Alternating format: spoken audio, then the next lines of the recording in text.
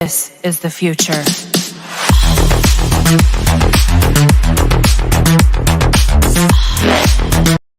What's up, YouTube and Facebook, and welcome to Not Quite Mint. You might notice I'm on my own this evening, so it's just me. I apologise straight away for any kind of problems we might have. The sound might be a bit terrible.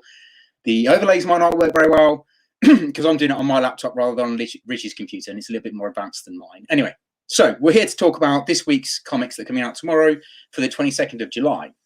So basically what I'm going to do what I normally do every week, and we're going to run down the top 5 keys that I think you might be interested in picking up tomorrow.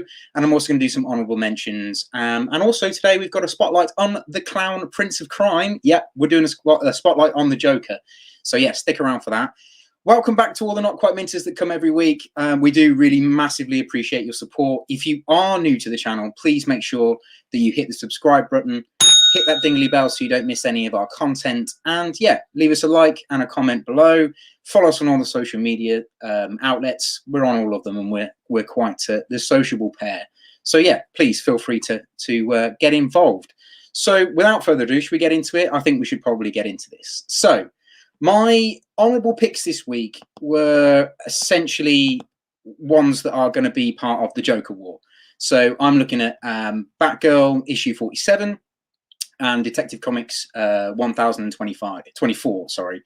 So they are part of the Joker War. So that's why I've picked them as honourable mentions, because they are kind of key to the Joker War, which also comes out this week, but I'll get into that one. Yeah, so just pick them up if you're kind of looking to get all the tie-ins, if you want to know what's going on elsewhere in the Batman universe, you know, what's happening to Batgirl, what's happening to Detective. I'm going to probably read Detective Comics because it ended really well in the last issue, so I'm going to probably pick that one up and read it. And yeah, so yeah, that one I would definitely recommend. Also out this week is Shazam issue 13, and it's the return of Superboy Prime, so that one might be quite interesting to pick up if you're interested at all in Shazam. Also this week you've got Empire, Lord of Empire, the Hulkling, Empire Hulkling, which is a one-shot that ties in with the Empire current run that's going on. What's up, Rich? Hello, mate. You're right. Yeah, and it's a one-shot that ties in with Empire. It's also a bit of Hulkling's origin, so I think we're going to get to see a little bit more about how his mum and dad met, who he is a little bit, and his relationship with Wiccan. So that might be quite an interesting one to pick up. So, right, let's get into the top 5, in my opinion, that you should be going out and picking up tomorrow. So the one that I noticed that I really liked the look of was Bliss, and it is by Image Comics. It's written by Sean Lewis, and the art is by Caitlin Yarksey. It is a Breaking Bad story, but essentially it's a guy who creates drugs for the gods, and then he becomes a contract killer. So it sounds like a really interesting thing to pick up and read. I'm probably going to pick up and read it just because I like the idea of it, and it's new, it's something fresh, it's not your normal kind of go-to Marvel or DC comic, so I'm quite interested to read this one. Also, I think the cover art looks pretty sick, so I think I'm going to pick this one up tomorrow. Yeah, so moving on, I think the next one I was going to mention worth picking up actually ties in with the other one that I mentioned as an honourable mention, is Empire issue 2. Now, issue 1 finished on such a cliffhanger, and it had such a nice twist to it, something I didn't see coming. But the only thing I would say from issue 1 that kind of gives it, if you reread issue 1 and the Fantastic Four and Avengers tie into Empire, it does kind of give it away in a little kind of way, like the way the character is drawn and the way he's kind of portrayed and his coloring does give away that there is going to be this epic kind of twist. So I don't want to give it away too much because we're only on issue 2. I'm not sure if you've all read it yet, but I would recommend reading issue 1. It was good fun. Issue 2 is going to be, I think, another interesting issue. It's a key because apparently Captain Marvel is going to pick up the hammer and become a Kree accuser, which is quite interesting because she is Kree or part Kree.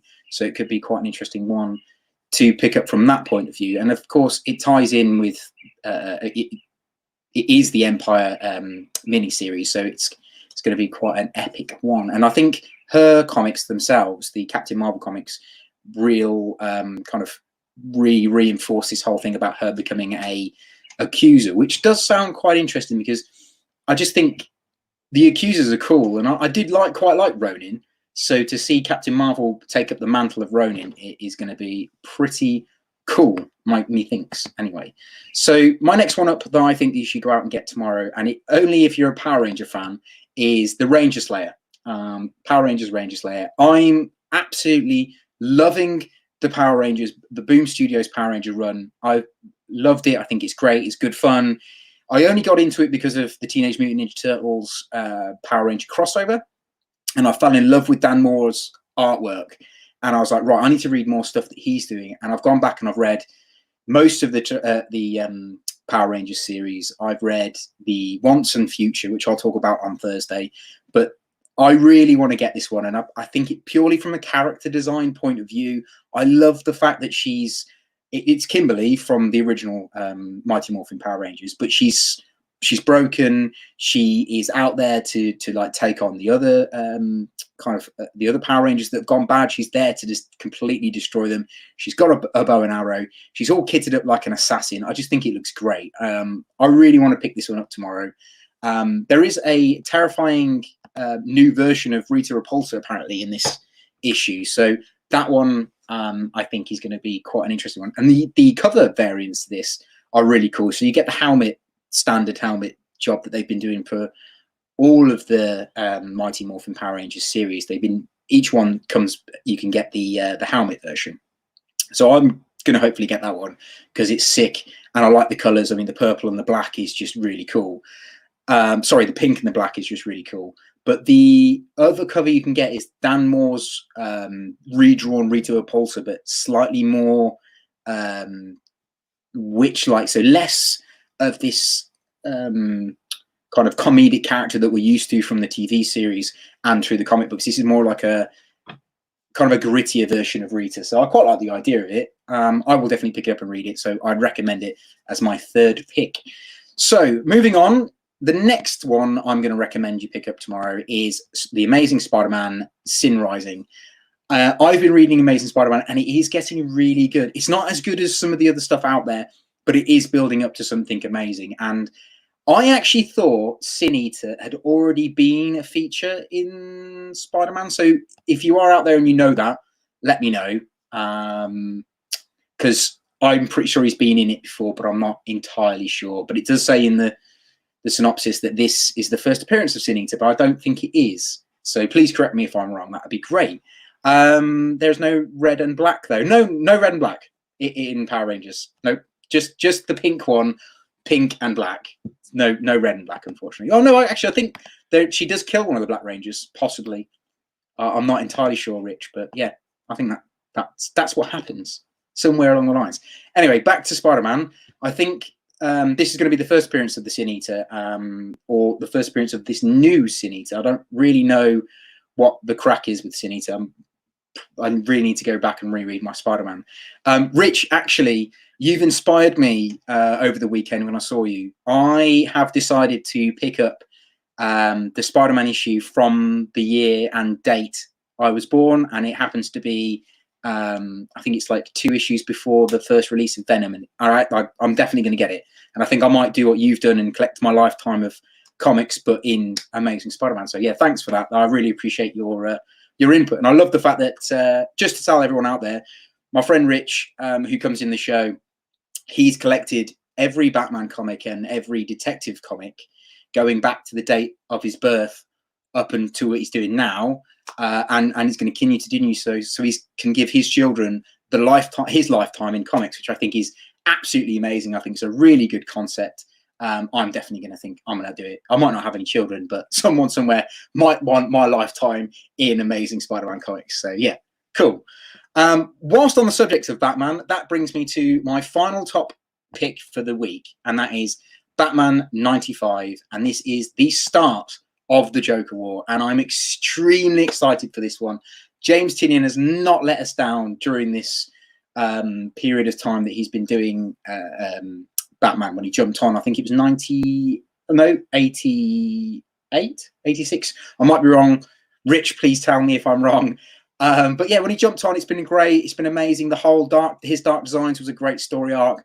It's led up to this. We're going to be in the Joker War. It's crossing over Detective Comics, Batgirl, Nightwing. It's going to cross over all over the place. It's just going to be a really big event. And I just hope it doesn't let us down.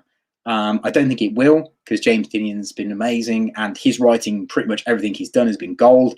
It's as good as Tom King's run, if not slightly better. In my opinion, that is. I honestly cannot wait. 86. Thank you, Rich. I think you're probably right. Yeah, does 86 sounds about right, because I'm pretty sure Punchline came in at issue 90, possibly.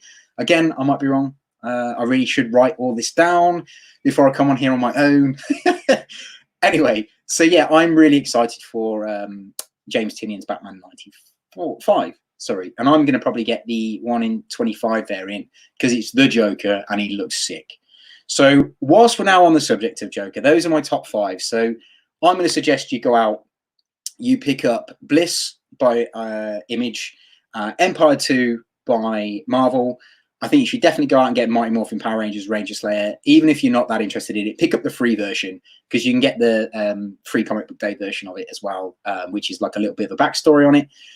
Could be your cup of tea, might not be your cup of tea. I'm going to say definitely get Amazing Spider-Man Sin Eater Rising, or Sin Rising. It sounds amazing. It's a first appearance. They're always worth picking up for the future if you're interested in kind of investing in your comics. If not, I think as a Spider-Man reader, it's probably going to be one that you want to pick up just so you know what's going on, really. Batman 95, definitely pick it up, because it's the start of Joker War. Even if you haven't read Dark Designs, I think it will still be a really good jumping on point for anyone, because who doesn't love the clown Prince of Crime? I mean, come on. He's epic. He's just got some of the best stories. Which leads me on to my spotlight. So I'm now going to wibble on for the next 20 minutes or half an hour, or I'll try and be short.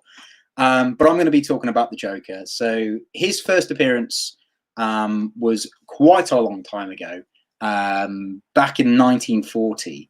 So he made his first appearance in Batman issue 1. He didn't actually make his first appearance at all in Detective Comics till a bit later on.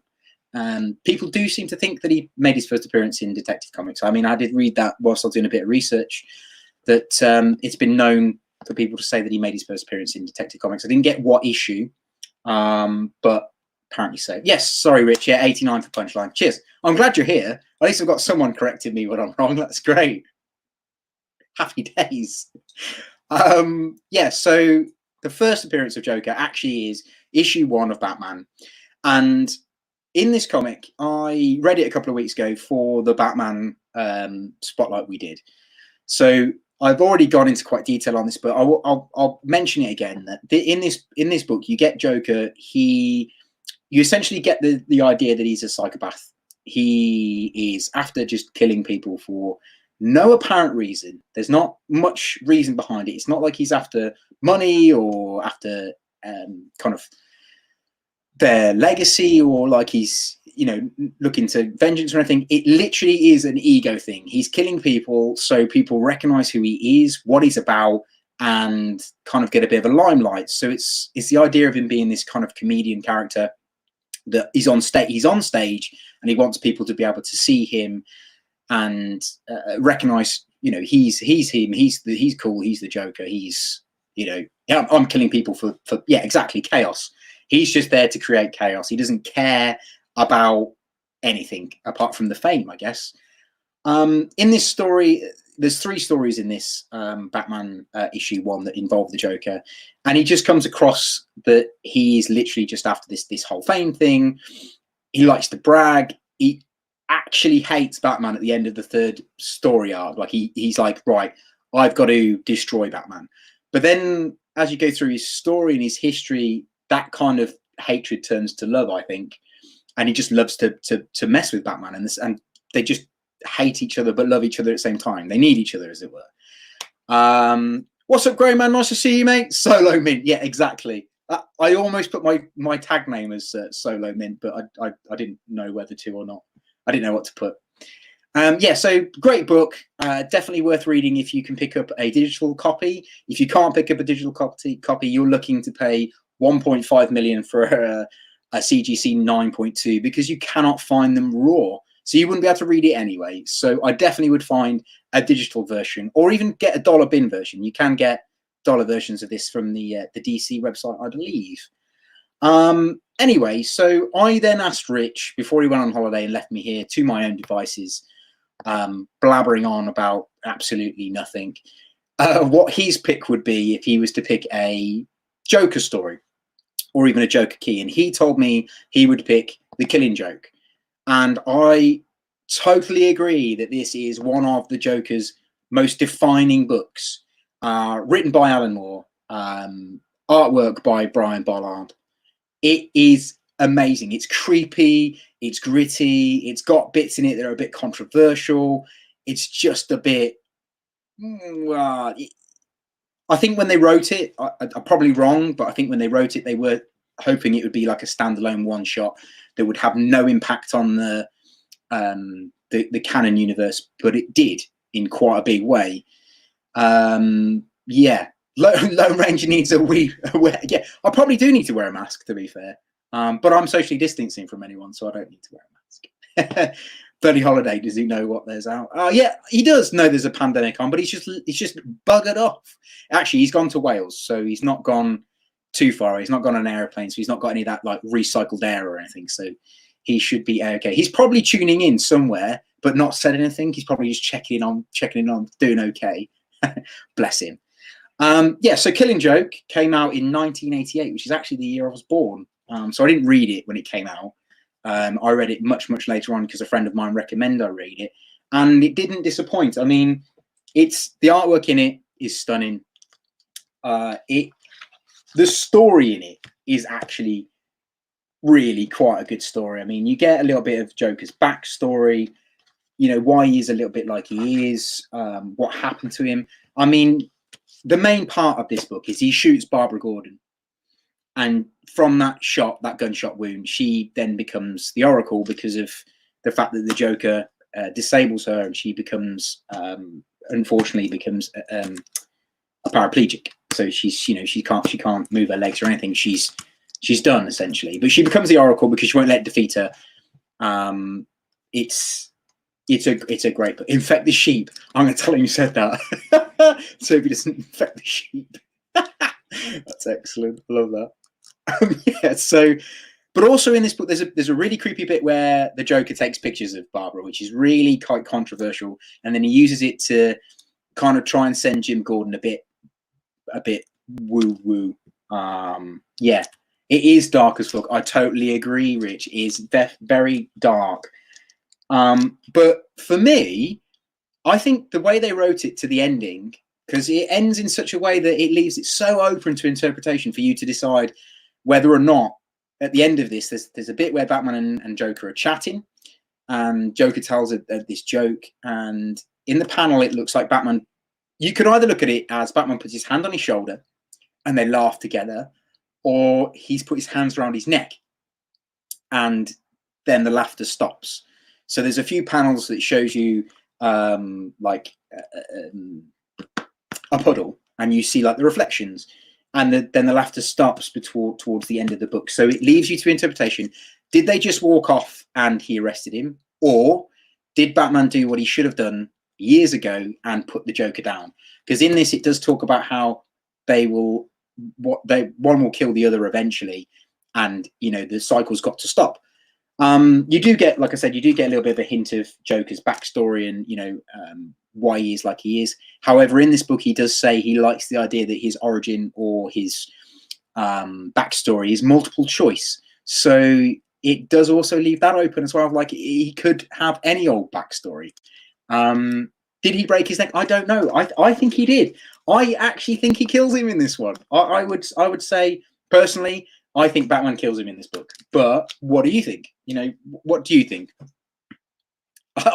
Rich seems to think they shared a laugh. That would be a really nice ending to it, because obviously you don't want Batman to be this killer. You kind of want Batman to always stay behind the line. I mean, fair enough.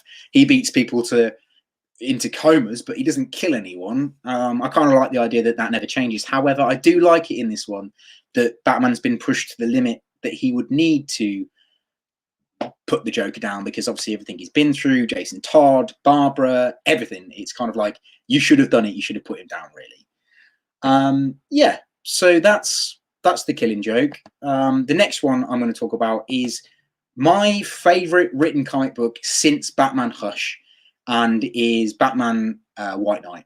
I think it's one of the best Batman stories. In my opinion, I've read it about 1 million times. It's my go-to. I like how dark it is.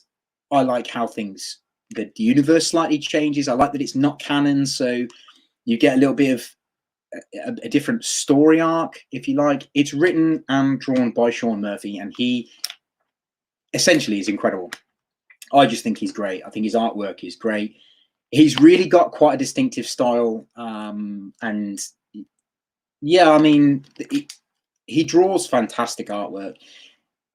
You don't necessarily need some of the dialogue in this, because I think that the panels say it all, with just his artwork. So I would definitely recommend picking this up as an art piece, but it's incredible. I love it. It's one of my favorites. So the concept behind this is essentially that the Batman is chasing Joker down. He's trying to take him down, and he causes a lot of collateral damage. And on the way, they end up in this kind of medical kind of pill factory where they make medicines. And whilst they're in there, the Joker says to Batman, if I was to cure myself, you'd have nobody, and you would be the villain, not me. You're the villain. So the Batman then shoves all these pills down his throat, and he then gets cured. And the Joker becomes Gotham's White Knight. And he basically essentially proves the point that without Joker, Batman is the villain. It's so well done, like the twists and the turns, and the fact that you're kind of like, yeah, actually, I understand what the Joker's saying. I mean, Batman doesn't think about the fact that he's just driven his tumbler over someone's roof. So that damage needs sorting out. He doesn't think about anybody else, because he's just trying to catch the villain and stop the villain, but he's forgetting about all the innocents around there. I really like this book. My favorite part of this book, however, is, well, two favorite parts, is the ending. How it ends is incredible, and it's really heartfelt, and you kind of get to the bit where you're like, there's a whole bit between Bruce and Commissioner Gordon at the end, and it's so heartfelt. It's incredible. I really hope they do like a TV series or a film of this. It was great. But my other favorite bit, and purely because Harley Quinn was always one of my favorite characters in the animated series, and I loved her original outfit. So in this, Harley Quinzel is the original Harley, and the Suicide Harley is Marion Drews, who then becomes the Neo Joker. But she's the Suicide Harley, and the original Harley turns up and basically punches you in the face and says, just bugger off. He doesn't need you. He doesn't need a sex-crazed lunatic lady who doesn't know what she's here for. And also, your outfit's outdated and you're doing feminism no help. I really like that bit. I liked that they reincorporated old school Harley against new school Harley. I thought that was great. I just really thought that was a really nice touch. But yeah, go out and get it. Read it. It's well worth it. I've not read the sequel to this yet. I've collected all 8 issues, or 7 issues, I think we've got at the moment. So I'm going to hopefully read the new set of this, and I hope it's as good. If you've already read it, let me know in the comments without spoiling it if it is any good, because it would be nice to know before I pick it up, before I start reading it, whether or not I'm going to get disappointed. Yeah, so that's it. That's my spotlight for the week and our key comics for the week. So yeah, thank you ever so much for coming along, guys. It's been awesome with you all on my own. Rich will be back next week. I am here on my own again on Thursday doing the review show. So I'll be reviewing, definitely going to be reviewing Bliss. I will be reviewing the Ranger Slayer, and I'll be reviewing Batman and probably Empire issue 2. So yeah, so come back on Thursday for my review show on my own. Hopefully Rich might pop in the comments just to say hello.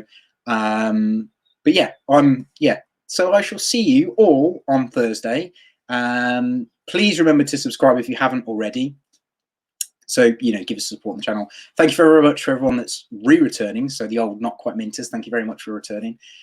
And I'm going to say stay safe, look after each other, read loads of comics, and make sure you comment below, talk about what you are excited about for tomorrow's comic book day. And yeah, I will see you all on Thursday. So see you.